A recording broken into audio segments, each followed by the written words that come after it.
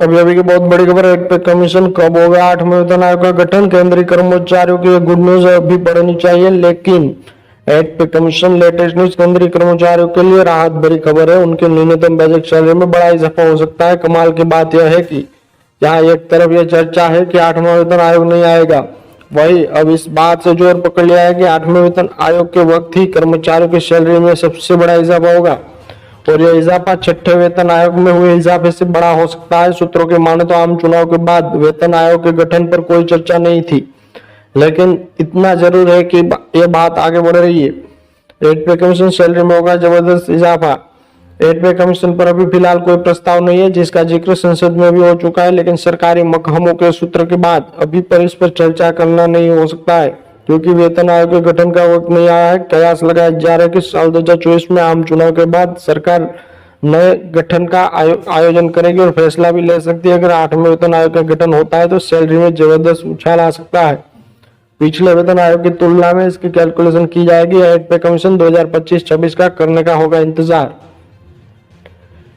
8वें वेतन आयोग के गठन के लिए कर्मचारी को 2025 या 26 का इंतजार करना पड़ सकता है। केंद्रीय कर्मचारी की सैलरी में जबरदस्त उछाल आ सकता है। सूत्रों के माने तो 7वें वेतन आयोग के मुकाबले 8वें वेतन आयोग के कई बदलाव हो सकते हैं। इसमें फिटमेंट फैक्टर के फॉर्मूले पर सैलरी बढ़ सकती है, बल्कि किसी दूसरे फॉर्मूले के सैलरी इंक्रीमेंट दिया जा सकता है। साथ ही साल में एक बार वेतन आयोग के गठन को भी बदला जा सकता है। इसे हर साल के तर्ज शुरू किया जा सकता है।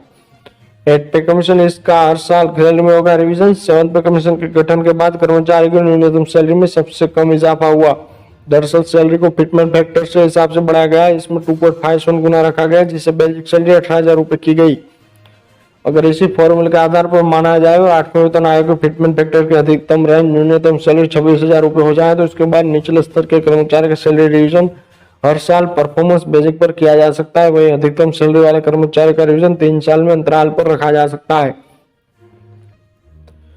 साल 2014 में 7वें पे कमीशन का गठन हुआ, इसे साल 2016 में लागू किया। इसमें भी फिटमेंट फैक्टर को आधार मानने के लिए 2.57 गुना की वृद्धि की गई, लेकिन वेतन वृद्धि को जो 14.29% की गई। हालांकि बेसिक सैलरी में बढ़कर 18,000 रुपए हुई। कर्मचारियों के उसका विरोध जताते हुए फिटमेंट फैक्टर को बढ़ाने पर जोर दिया, लेकिन फिलहाल 2.57 गुना स्थिर है।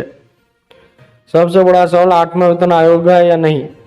अब यह सवाल है कि 8वां वेतन आयोग और गठन कब होगा। मौजूदा स्थिति में ऐसा कोई प्रस्ताव नहीं है। वित्त राज्य मंत्री पंकज चौधरी ने लोकसभा में इसमें साफ इनकार कर दिया था। हालांकि सूत्रों की माने तो वेतन आयोग का गठन समय आने पर होगा, लेकिन अभी सरकार के पास वक्त है कि वेतन वृद्धि के नए पैमाने पर विचार कर सके, इसलिए इसके तरीके खोजे जा रहे हैं। एक्सपर्ट का मानना है कि साल 2024 में आम चुनाव होने हैं। ऐसे में सरकारी कर्मचारी को नाराज नहीं करना है चाहेगी, लेकिन कहना ठीक नहीं कि अगला वेतन आएगा या नहीं। जी हाँ, इस वक्त की बहुत बड़ी अपडेट निकल के सामने आई है। सभी केंद्रीय कर्मचारी, राजकीय कर्मचारी, पेंशन भोगी और भूतपूर्व जवानों का हार्दिक स्वागत है आपकी अपनी भरोसेमंद यूट्यूब चैनल में। इस वक्त की बहुत बड़ी खबर निकल के सामने आई है। केंद्रीय कर्मचारी और पेंशन भोगियों की होगी बल्ले बल्ले। जानते हैं खबरों को विस्तार से। सबसे पहले वीडियो को लाइक कर दीजिए, क्योंकि आपकी लाइक ही हमारी मेहनत का फल होता है। साथ ही चैनल पर पहली बार विजिट किया है तो नीचे ब्लैक कलर के बटन को दबाकर चैनल को अवश्य सब्सक्राइब करें, क्योंकि यही चैनल आपको सरकारी कर्मचारियों के रिगार्डिंग हर खबर सही सटीक तथ्यों पर आधारित दिखाता है। ऐसे में ज्यादा समय ना लेते हुए अब तक की जान लेते खबरों को विस्तार से। बड़ी खबर की बात करें तो इस वक्त